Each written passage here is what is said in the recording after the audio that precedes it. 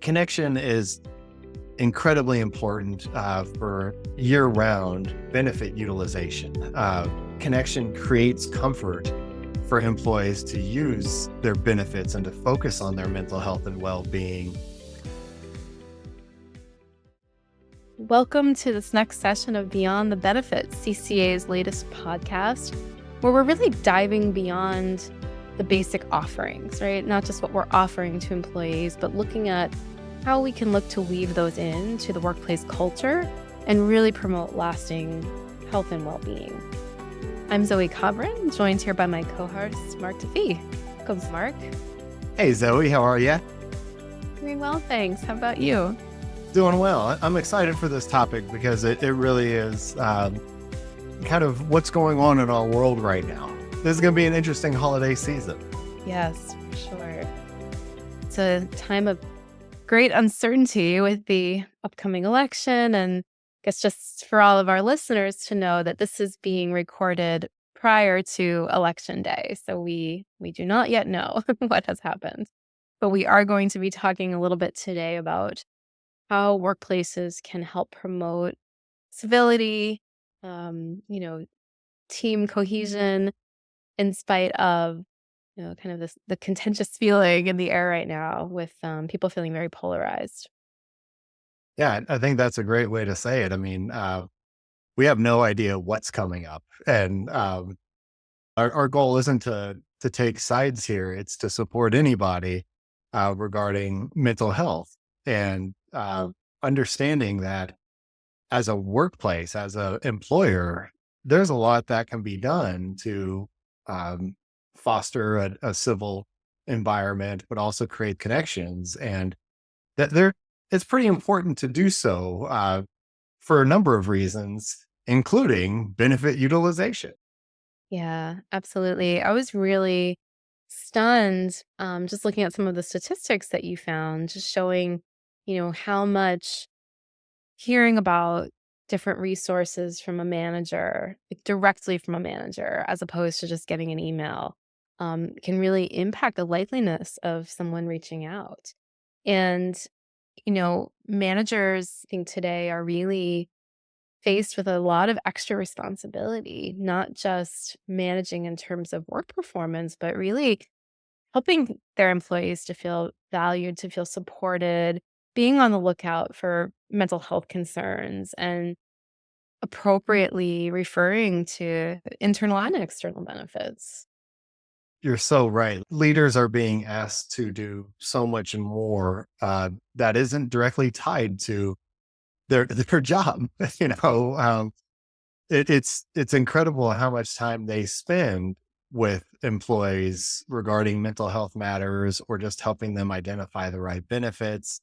Um, but there's a significant impact, like you mentioned, between someone getting an email about a benefit they can use versus a leader saying, "Hey, I'm concerned about you. I want to remind you we have this benefit available that you can access."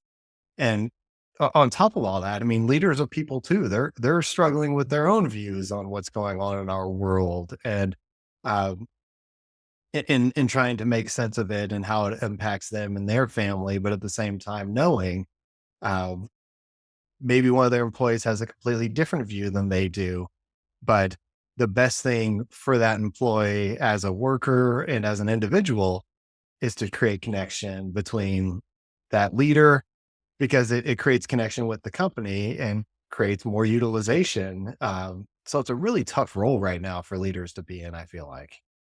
It is, and you had touched on, the fact that it's not just how someone feels about the candidates or their political views in general, but just the anxiety that people are experiencing. And, post election day, very strong emotions, right? Yeah. Depending on what happens. And so you're absolutely right. Leaders are grappling with their own feelings and then also trying to be there to support employees who might have, very different points of view. Also, sometimes trying to manage conflict among Yeah. employees who are getting into those heated discussions in the workplace. And so it can be, as a benefits consultant, it can be really valuable to sort of proactively bring some tools to leadership, right? We understand that this is going to be a really difficult period. Here are some things that you can do to really support your workforce. Yeah. Yeah, let's talk about some practical things.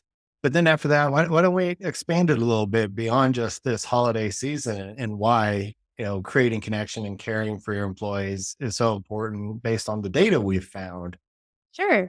So the first one is really just listening and being inquisitive. And this sounds very basic, but sometimes when we think we're listening, and I know I'm guilty of this sometimes too, we are sort of formulating a response in our Yes. head, right? Yes. Where we're listening, but we are listening with our preconceived ideas kind of chattering away Mhm. in the background. And so to really listen, really need to clear the space for that conversation and try to first identify preconceived ideas, views, and really kind of put them to the side so that we can really actively listen to what the other person is sharing with us.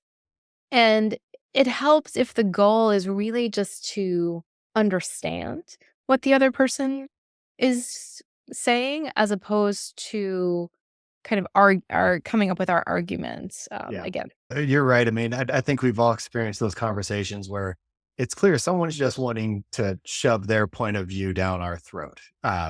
Sometimes they even ask questions, not caring about your answer, just teeing up what they want to say next. And it's a different vibe than someone truly just being like, "Hey, I want to learn. I'm not going to wait for some gotcha moment to pounce on you. I just truly want to hear more about your perspective."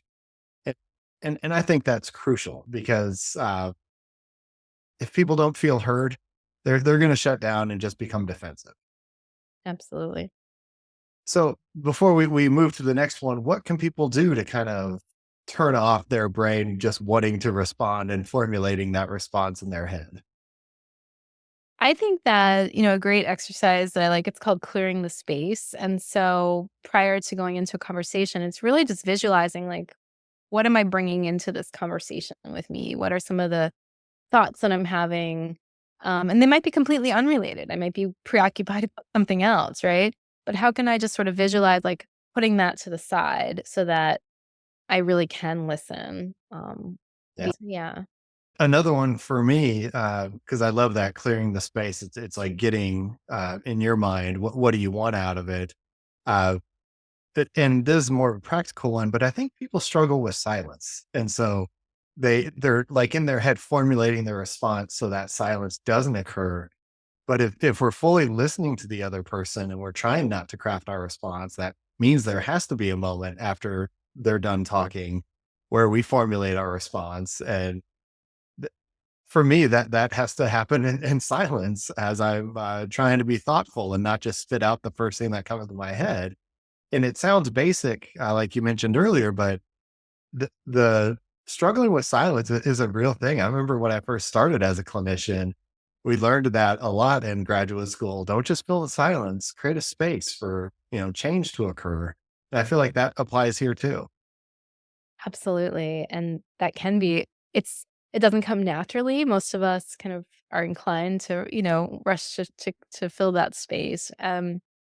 I think that, along those lines, something else that can be very helpful is just learning to validate what someone else has said. And the thing I love about validating is that you don't have to agree with what the other person has shared. Yep. You're really just letting them know that you've heard them, right? So validation could sound like, Mark, you could, go on talking about something where I completely, have a different view or disagree. And I could say, wow, Mark, it sounds like you put a lot of thought into that. Or, wow, it sounds like you feel really passionately about that. I can tell this is really important to you. And so it shows you that I've heard you, that I'm listening, but we don't have to get into whether I agree or don't agree. Yeah. Um, Very often a way to minimize conflict is if people would just sort of validated what they heard the other person say prior to jumping in with a question or sharing their opinion. It really goes a long way. I mean, at the end of the day, we all just want to feel heard and Yes. understood. Yes, absolutely. And the the next one I feel like kind of goes along those lines in terms of not so much agreeing with everything or disagreeing or even constructing in that way, but more just validating them because it's okay to not agree on everything. I mean, it would be kind of weird if the US that, promotes democracy expected every person to have the exact same view on every single issue. And so I think the second way people can create those connections is by separating out the individual from the issue, being able to say that in this moment, I can validate them as an individual, even if I don't agree with this one issue. But there's, we're such complex beings that this one issue shouldn't define us. Um, and I think that's hard for people because we basically, if you have one view, we immediately put you in this certain camp and we don't move you out of it. And we don't realize that the view on that one issue is just such a tiny part of who we are. And we need to put it in the context of supporting and validating the individual and not just seeing them as a single issue. Does that make sense? It does, Mark, and it makes me think about values and how sometimes when we find that we're feeling very triggered, upset by something, it's because we feel that our values are somehow being threatened, right? Because someone else feels a different way. And it can be helpful just to kind of take a step back and know that, yes, this person has a different view, but that doesn't really take away from the value that I hold. And I can still appreciate this person for their other aspects, even if they don't hold that same value that I do. Yeah. I think that looking for the things that we do have in common, right? So that can also be helpful, even if we don't agree on certain things. What do we have in common? And sometimes that's just our appreciation of other people or of the work that we're doing. Maybe our shared goals there. And so trying to focus sometimes on what is and what we do appreciate about the other person, as opposed to maybe what we don't see eye to eye on. Yeah. Yeah. And I know you and I talked about this during the Afternoon of Hope. We interviewed Dr. Judy Davidson, and she mentioned how she has a colleague, a neuroscientist who focuses on the power of humor. And she said the biggest thing this individual teaches is that in any situation, uh, search for the happiness in there. If you want to use humor in a positive way in your life, you need to create a construct where in every situation you search for the happiness. It doesn't mean that you gloss over the serious stuff going on, but you're not walking into it just immediately in a negative mindset. You're teaching yourself that even in difficult moments, you can search for the happiness and find common ground. And I was just blown away by that phrase, search for the happiness. Yeah, yeah.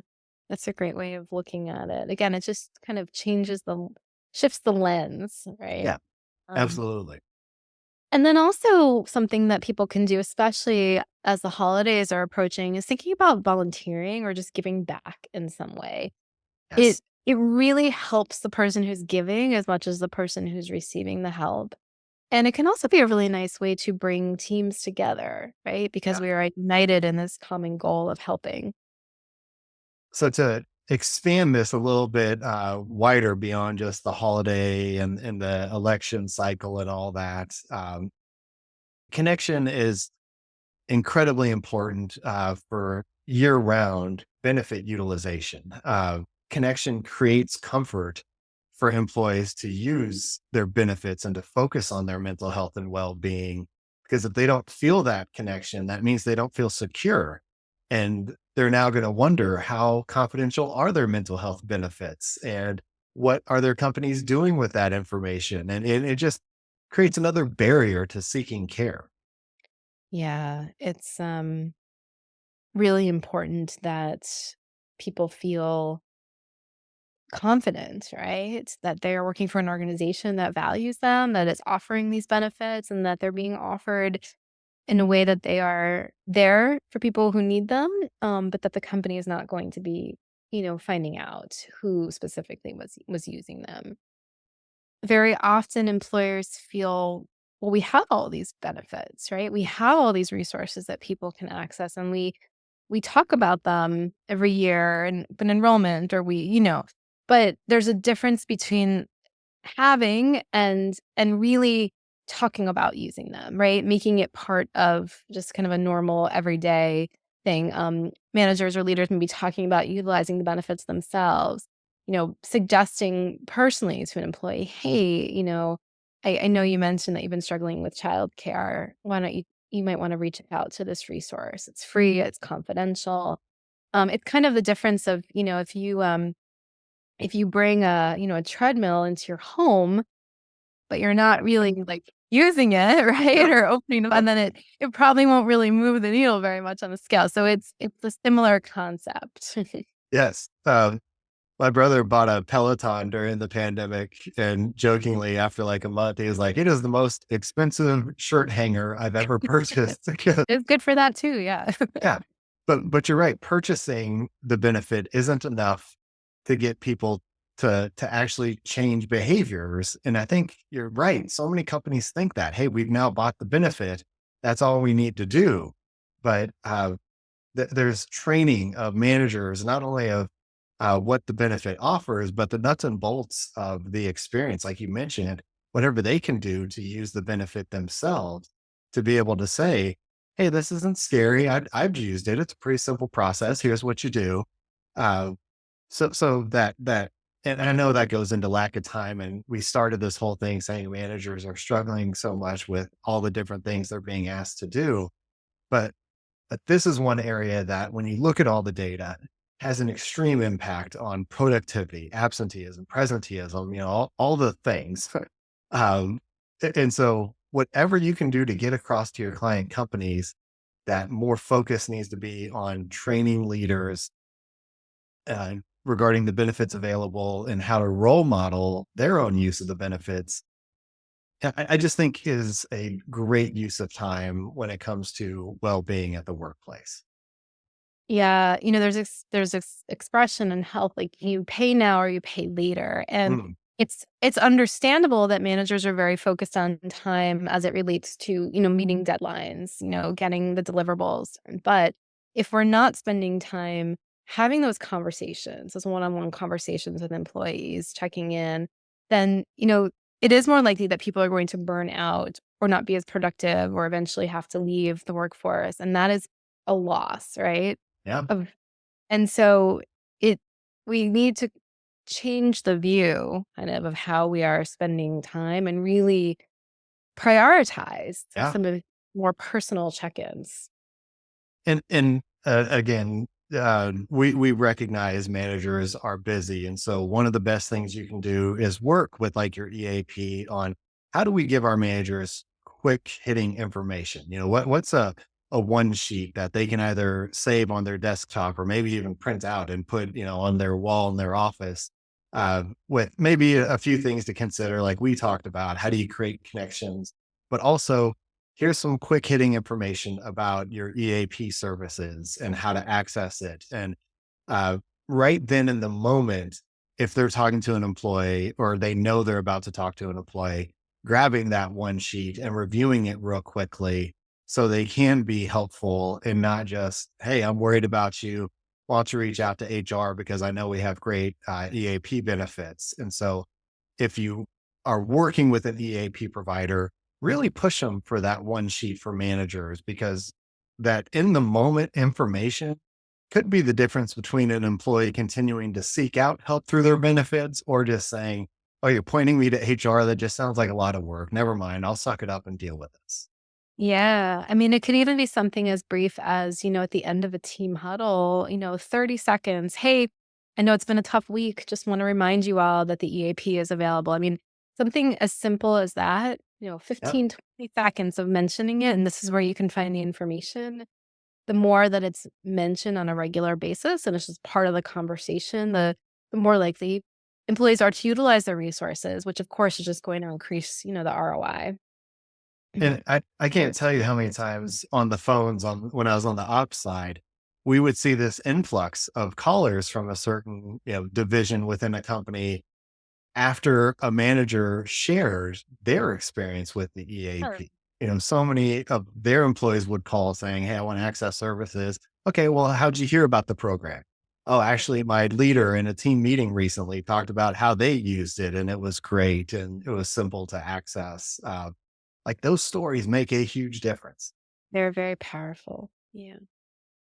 Mark, I know that we are coming up against the end of our time today, but I just want to, thank you all for tuning in, and we hope this has been helpful for you as we prepare to go into this post-election season as well as the holidays. And we hope that you'll join us for the next episode. Thank you, Mark. Thank you, Zoe. It's always a pleasure. Talk to you soon. All right. Take care and be well, everybody.